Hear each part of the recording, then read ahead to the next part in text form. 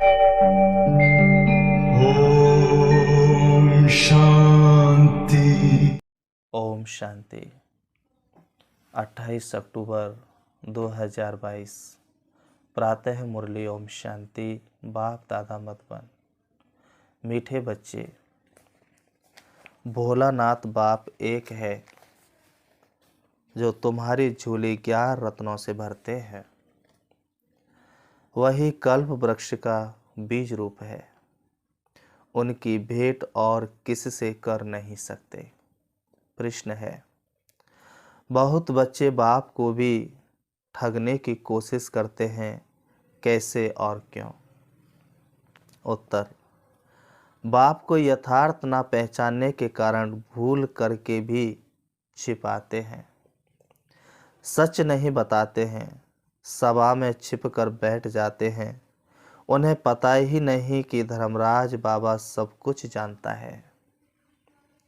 यह भी सजाओं को कम करने की युक्ति है कि सच्चे बाबा को सच सुनाओ।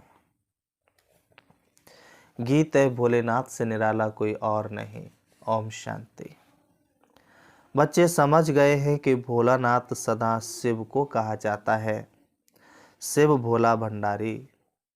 शंकर को भोलानाथ नहीं कहेंगे, ना और कोई को ज्ञान सागर कह सकते हैं। बाप कहते हैं, मैं ही आकर बच्चों को आद मध्य अंत की नॉलेज अथवा ज्ञान सुनाता हूँ। तो एक ही ज्ञान का सागर ठहरा, ना शंकर ना अव्यक्त ब्रह्मा। अव्यक्त ब्रह्मा तो सूक्ष्म वतन में रहता है। बहुत इस बात में मूझते हैं कि दादा को भगवान ब्रह्मा क्यों कहते हैं, लेकिन अव्यक्त ब्रह्मा को भी भगवान नहीं कह सकते। अब बाप समझाते हैं कि मैं ही तुम्हारा पारलौकिक पिता हूँ। परलोक न स्वर्ग को न नरक को कहेंगे। परलोक है परे ते परे लोक, जहाँ आत्माएं निवास करती हैं। इसलिए उनको कहते हैं परम प्रिय पारलौकिक परम पिता, क्योंकि वह परलोक में रहने वाले हैं। भक्ति मार्ग वाले भी प्रार्थना करेंगे तो आंखें ऊपर जरूर जाएंगी। तो बाप समझाते हैं कि मैं सारे कल्प वृक्ष का बीज रूप हूं। एक शिव के सिवाय किसको भी क्रिएटर नहीं कह सकते हैं। वही एक क्रिएटर है, बाकी सब उनकी क्रिएशन है। अब क्रिएटर ही क्रिएशन को वर्षा देते हैं। सब कहते हैं हमको ईश्वर ने अथवा खुदा ने पैदा किया है, तो उस एक ईश्वर को सब फादर कहेंगे। गांधी को तो फादर नहीं कहेंगे। बेहद का रास्ता बाप एक ही है। वही समझाते हैं कि मैं तुम्हारा पारलौकिक परम पिता हूँ।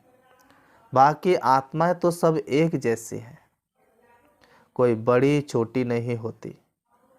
जैसे ज्ञान सूर्य, ज्ञान चंद्रमा, ज्ञान सितारे, तो उस सूर्य चांद की साइज में तो फर्क है, लेकिन आत्माओं का साइज एक जैसा है। बाबा कहते हैं, मैं कोई साइज में बड़ा नहीं हूं, लेकिन परम धाम का रहने वाला हूं, इसलिए मुझे परम आत्मा कहते हैं। परमात्मा में ही सारा ज्ञान है। वह कहते हैं, जैसे मैं अशरीरी हूं, वैसे आत्मा भी कुछ समय परम धाम में अशरीरी रहती है, बाकी स्टेज पर जास्ती समय रहती है। तो जैसे तुम आत्मा सितारे सदृश हो, वैसे मैं भी हूं। अगर मैं बड़ा होता तो इस शरीर में फिट नहीं होता। जैसे और सभी आत्माएं पाठ बजाने आती हैं, वैसे मैं भी आता हूं। बाबा का भक्ति मार्ग से पाठ शुरू होता है। सतयुग त्रेता में तो पाठ ही नहीं, अब खुद आकर हमको पूरा वर्षा देते हैं। अपने से भी 2 रत्ती ऊपर ले जाते हैं। हमको ब्रह्मांड और सृष्टि दोनों का मालिक बनाते हैं। यह तो हर एक बाप का फर्ज होता है बच्चों को लायक बनाना। कितनी सेवा करते हैं। कोई के 7 बच्चे होते हैं, कोई डॉक्टर, इंजीनियर, वकील बनता है तो बाप फूला नहीं समाता। लोग भी उनकी सराहना करते हैं कि बाप ने सब बच्चों को पढ़ाकर लायक बना दिया है। परंतु सब एक जैसे तो नहीं बनते, कोई क्या बनता और कोई क्या। वैसे बाबा कहते हैं, मैं तुमको कितना लायक बनाता हूँ। यह है बाबा, देखो कैसा है। इसका स्थूल नाम रूप कोई है नहीं। दूसरे के तन में प्रवेश कर पढ़ाते हैं। यह हुबहू कल्प पहले वाली पाठशाला है। तो जरूर गीता के भगवान ने गीता पाठशाला बनाई है, जहां सबको ज्ञान घास, ज्ञान अमृत खिलाया है। कोई कहते हैं श्री कृष्ण की गौशाला, कोई कहते हैं ब्रह्मा की। लेकिन है क्या जो शिव बाबा को शरीर ना होने के कारण ब्रह्मा से मिला दिया है? बाकी श्री कृष्ण को तो गौ पालने की दरकार नहीं। श्री कृष्ण को पतित पावन नहीं कहते। गांधी भी गीता को उठाए मुख से सीताराम उच्चारते रहते, क्योंकि वह राम कृष्ण कच्च मच्च सब में भगवान मानते हैं। पहले हम भी ऐसे समझते थे, हमारा भी बुद्धि का ताला बंद था। अब बाप ने आकर जगाया, सभी को कब्र से निकाल वापिस ले जाते हैं मच्छरों के सदृश। फिर उतरते धीरे धीरे अपने समय पर हैं। तुमको बाप समझाते हैं कि मुझ एक को याद करो। स्टूडेंट को भी बाप टीचर याद रहता है। तुमको तो बाप पढ़ाते हैं, यही तुम्हारा गुरु भी है, तीनों का ही फोर्स है। फिर भी ऐसे बाप को भूल जाते हो। ऐसे भी फुल कास्ट कहलाने वाले बच्चे हैं जो 5 मिनट भी याद नहीं करते हैं। तब कहते हैं, अहो मम माया, मैं बच्चों का ताला खोलता हूं, तुम बंद कर देती हो।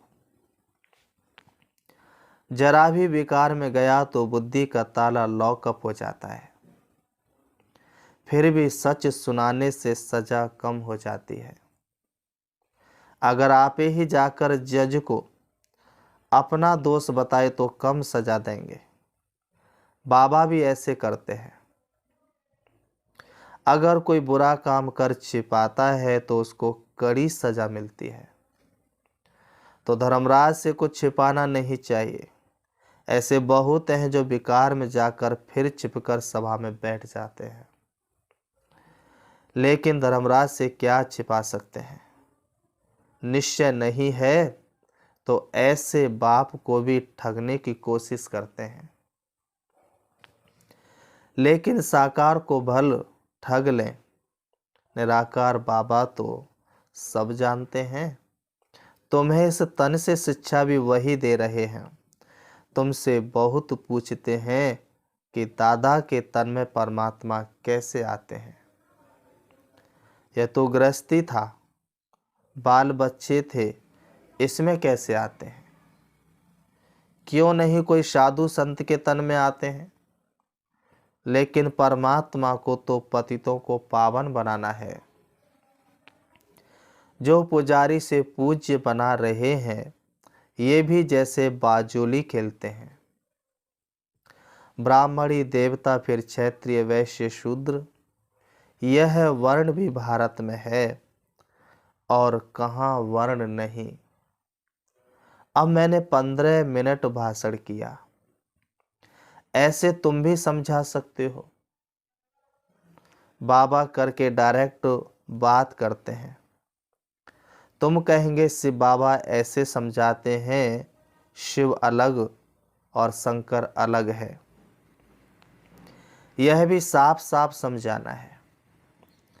यह है बाबा का परिचय देना। जब गवर्नमेंट का किताब निकलता है हु इज हु, वैसे ही who is who preordinate drama हम कहेंगे। ऊंचे ते ऊंचा शिव बाबा, फिर ब्रह्मा विष्णु शंकर, फिर लक्ष्मी नारायण, राम सीता, फिर धर्म स्थापन करने वाले। इस रीति दुनिया पुरानी होती जाती है। तुम देवताएं वाम मार्ग में चले जाते हो। अब बाप आकर जगाते हैं, कहते हैं सब मेरे हवाले कर दो और मेरी मत पर चलो। श्रीमत तो उनकी कहेंगे, बाकी लक्ष्मी नारायण सीताराम जिनको याद करते वह सब वाम मार्ग में चले गए। और कौन श्रीमत दे सकता है? भक्तों की मनोकामना भी बाबा ही पूरी करते हैं। भल कच्छ मच्छ में भावना रखे तो उनकी भी भावना में पूरी करता हूँ। बाबा कहे भल कोई कच्छ मच्छ में भावना रखे तो उनकी भी भावना मैं पूरी करता हूँ। उसका अर्थ यह निकाला है कि कच्छ मच्छ सब में भगवान है। बाबा बहुत राज समझाते हैं, लेकिन समझने वाले नंबरवार हैं तो पद भी नंबरवार हैं। ये डिटी किंगडम स्थापन हो रही है, धर्म नहीं। धर्म तो दूसरे धर्म वाले स्थापन करते हैं। शिव बाबा तो ब्रह्मा द्वारा राजाओं का राजा बनाते हैं। राजाओं का राजा का अर्थ भी तुमको समझाया है। तुमको विकारी राजा पूछते हैं तो कितना बड़ा पद तुमको मिलता है। बाबा की मीठी मीठी बातें तुमको बहुत अच्छी लगती हैं, परंतु फिर भी उठकर चाय पी तो नशा कम हो जाता है। बाबा कहते हैं परंतु फिर उठकर चाय पी तो नशा कम हो जाता है। गांव में गए तो एकदम उतर जाता है। यहाँ तो जैसे तुम शिव बाबा के घर में बैठे हो। वहाँ बहुत फर्क पड़ जाता है। जैसे पति जब परदेश जाते हैं तो पत्नी आंसू बहाती है, वह तो कोई सुख देती नहीं। यह बाबा तो तुम्हें कितना सुख देते हैं, तो इनको छोड़ने में भी रोना आता है।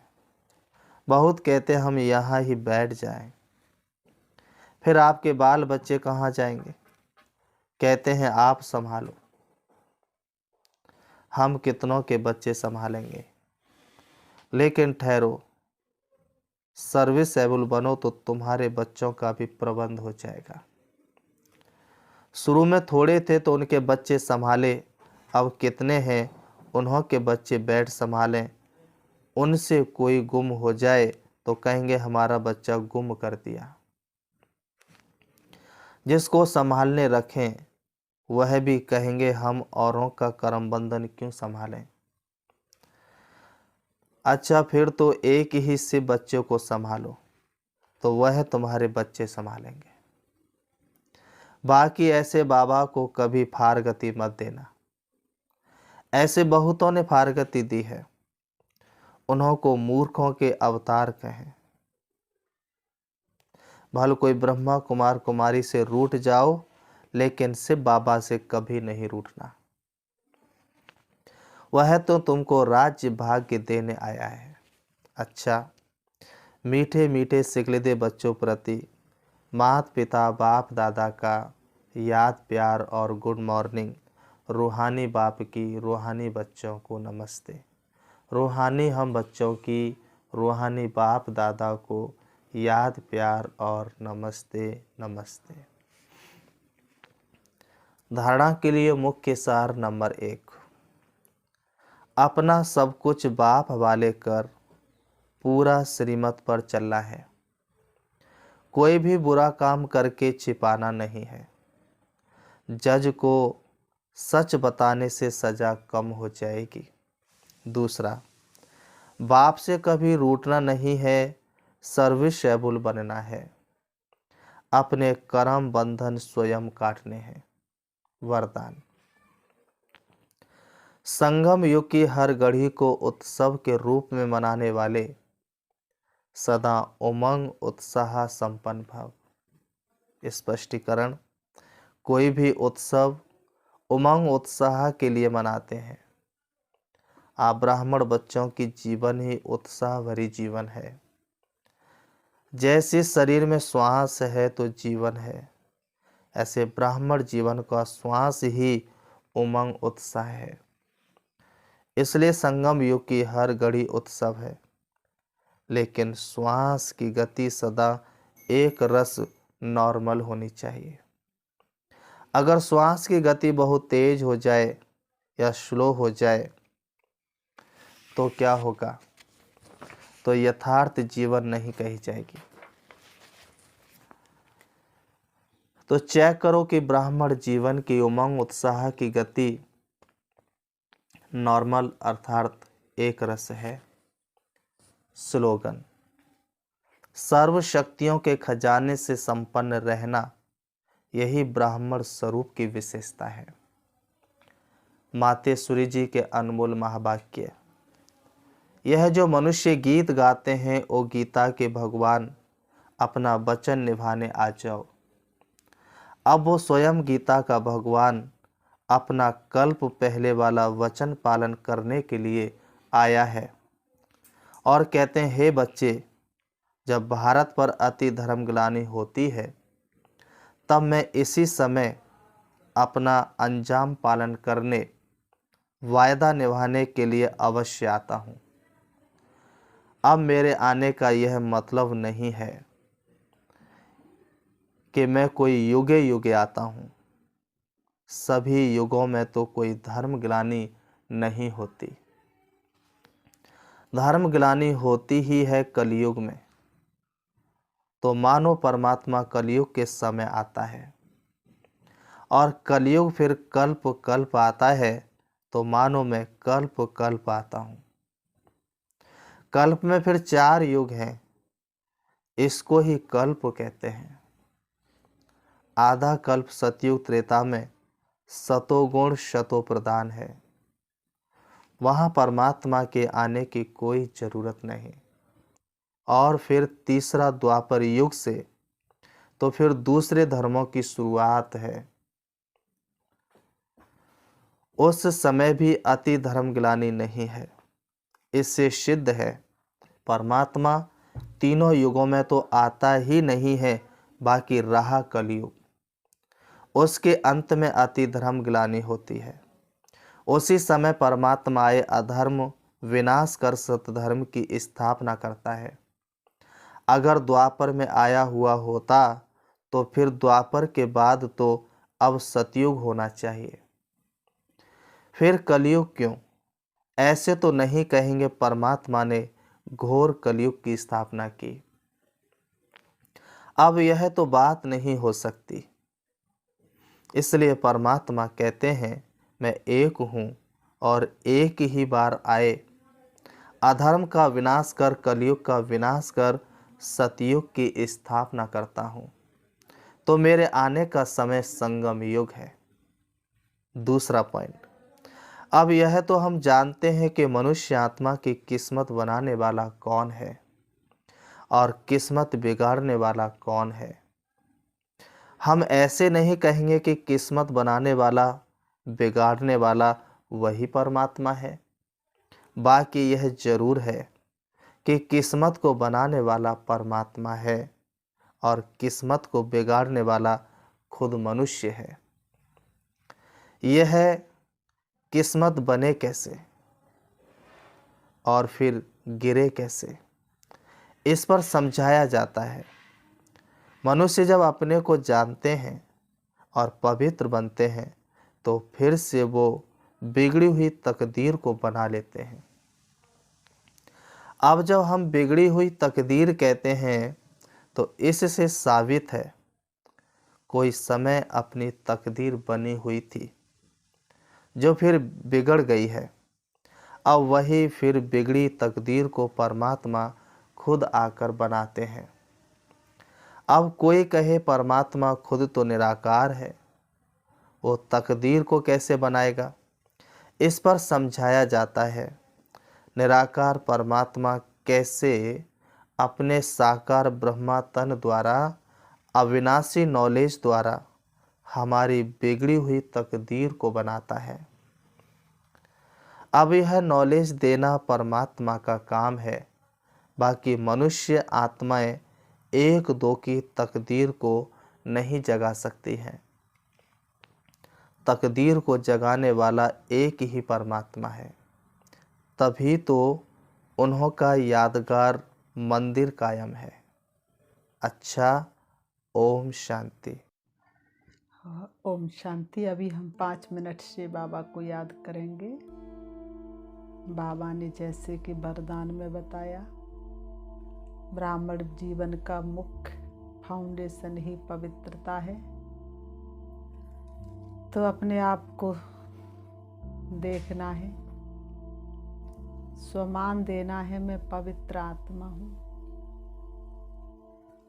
पवित्रता मुझे आत्मा का मुख्य गुण है। पवित्रता ही मुझे आत्मा का श्रृंगार है। वास्तव में पवित्रता ही सुख शांति की जननी है। मैं आत्मा अनादि से लेकर अंत तक पवित्र हूँ। अनादि से लेकर अंत तक पवित्रता की ही पूजा हो रही है। देखेंगे अपने आप को, मैं आत्मा संपूर्ण पवित्रता को धारण करने वाली हूँ। पवित्रता के सागर शिव बाबा की प्रिय संतान हूँ। सारे विश्व में अपवित्रता के कारण ही तो दुख शांति है। सारे विश्व की आत्माओं को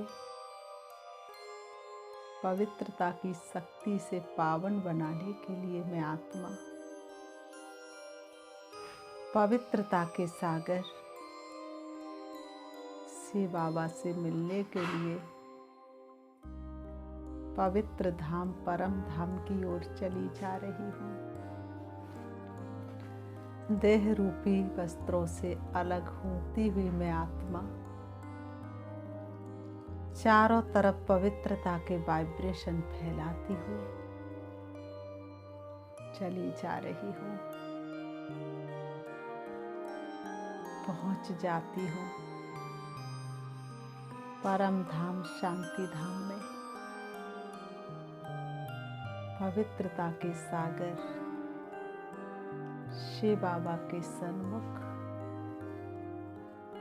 उनकी पवित्र किरणें संपूर्ण ब्रह्मांड में फैली हुई हैं।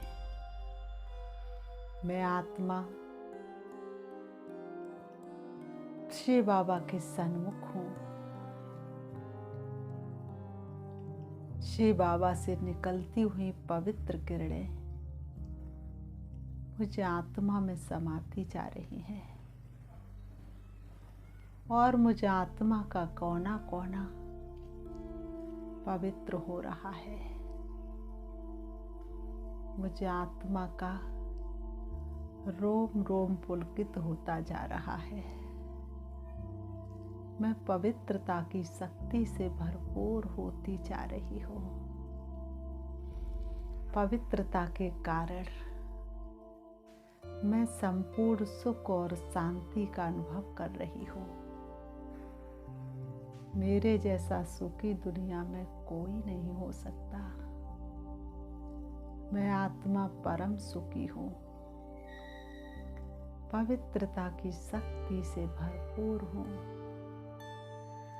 शिव बाबा से पवित्र किरणें, शक्तिशाली किरणें पूरे एक एक अंग में समाती जा रही है और मैं आत्मा पवित्रता से भरपूर होती जा रही हूँ। सारे विश्व की आत्माओं को पवित्र बनाने के लिए मैं आत्मा परम धाम से नीचे चली आ रही हूँ, चली आ रही हूँ। मेरी पवित्र वाइब्रेशन की खुशबू सारे विश्व में फैल रही है। एक एक आत्मा सुख शांति का अनुभव कर रही है। मैं आत्मा आ जाती हूँ सृष्टि रंगमंच पर, दोनों ब्रह्म के बीच ब्रह्मकुटी में विराजमान हो जाती हूँ। अब मेरे एक एक अंग में पवित्रता की खुशबू है। मेरे चारों तरफ का वातावरण पवित्र और दिव्य है, हर किसी को आकर्षित करने वाला है। मैं आत्मा संपूर्ण पवित्र हूँ। मुझे आत्मा का शरीर रूपी वस्त्र भी संपूर्ण पवित्र है। ओम शांति।